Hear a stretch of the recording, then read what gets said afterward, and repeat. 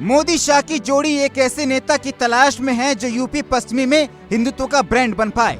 अनुज चौधरी को सियासत में एंट्री मिली तो पश्चिमी यूपी का पूरा समीकरण बदल जाएगा। सनातन वर्सेस मुसलमान वाली सियासत में अनुज चौधरी 100% फिट बैठ रहे हैं। संभल में डीएसपी अनुज चौधरी की चर्चा हर तरफ है। बीजेपी में उनके नाम का शोर है। साल 2029 के चुनाव में इकरा हसन के सामने सिंघम डीएसपी अगर उतर गया तो मामला बीजेपी की तरफ आ सकता है। कई लोग सीओ साहब को भविष्य के विधायक और मंत्री के रूप में देखने लगे हैं। हालांकि क्या ये संभव होगा?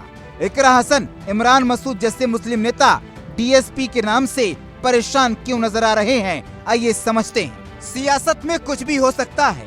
बात अगर योगी की हो तो असंभव कुछ भी नहीं। योगी के संभल वाले कदम ने बीजेपी को पश्चिमी यूपी में एक ऐसा चेहरा दे दिया है जिससे अखिलेश यादव परेशान हो सकते हैं। संभल में डीएसपी की कार्रवाई के बाद देश भर का हिंदू योगी की तरह ही अनुज से भी उम्मीद कर रहा है। अनुज चौधरी के समर्थन में हिंदू इस वक्त खड़ा है। सोशल मीडिया पर वो ब्रांड बनते जा रहे हैं। सूत्र कहते हैं कि अनुज चौधरी के बढ़ते कदम से संजीव बालियान को भारी चिंता सताने लगी है, क्योंकि अगर अनुज चौधरी को सियासत में एंट्री मिली तो पश्चिमी यूपी का पूरा समीकरण बदल जाएगा। बीजेपी का कोई जाट चेहरा ऐसा नहीं है जो मुजफ्फरनगर, कैराना, शामली और बागपत में जाटों के साथ हिंदू वोटर्स को एक कर पाए।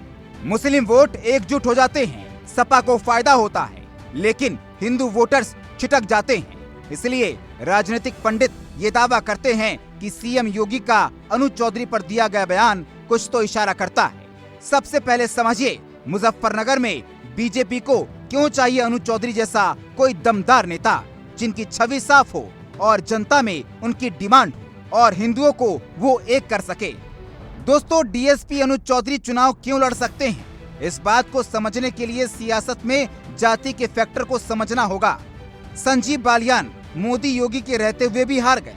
योगी ने नारा दिया बटेंगे तो कटेंगे, यानी संजीव बालियान हिंदू वोटर्स को एक नहीं कर पाए।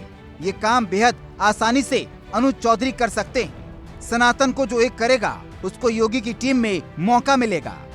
दोस्तों, ऐसा कहा जा रहा है कि बीजेपी 2027 के चुनाव में मुजफ्फरनगर की किसी सीट से डीएसपी को मैदान में उतार सकती है। जरूरत पड़ी तो साल 2029 के चुनाव में इकरा हसन के सामने सिंघम डीएसपी को उतारकर पूरा चुनाव पलटा जा सकता है, क्योंकि जैसे इकरा हसन मुसलमानों की नेता है, वैसे ही डीएसपी साहब भी सिर्फ जाटों के नहीं बल्कि हिंदुओं के नेता बन सकते हैं, यानी गेम पलट सकता है।